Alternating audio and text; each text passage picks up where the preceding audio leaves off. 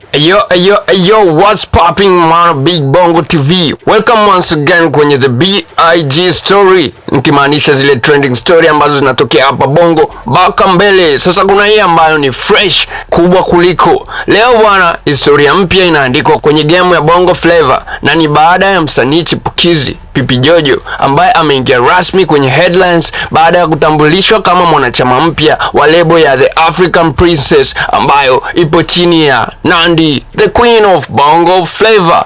Na kama haitoshi, bonge la news ni kwamba baada ya kutangazwa tu, Pipi Jojo ameachia wimbo wake mpya unaoitwa Siachiki.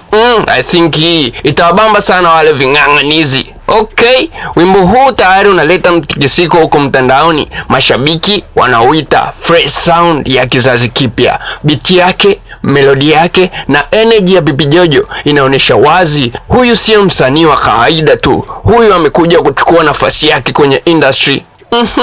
Let's go. Watu wanajiuliza pia maswali kama, je, huu ni mwanzo wa superstar mpya au The African Princess wameokota dodo chini ya mpera? Na jibu linaonekana kuwa ni yes. Kwa chini ya uongozi wa Nandy ambaye tayari ni malkia wa Bongo Flava, Pipi Jojo anaonekana kupewa platform ya kweli ya kung'aa na kufikisha mziki wake mbali zaidi Africa. I think we gonna go to the universe level.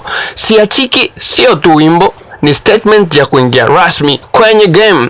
Kama hujasikia bado, basi unakosa story inayo trend sasa hivi hapa Bongo. Nini maoni yako kupitia ujio huu mpya wa msanii Pipi Jojo kutoka kwa Chief Godlove sasa hivi kupokelewa na Nandy, The African Princess? Dondosha comment yako hapo chini, lakini pia usisahau kusubscribe, like, comment, share, turn on notification ili uzidi kupata updates ya matukio mbalimbali yanayozidi kujiri every time.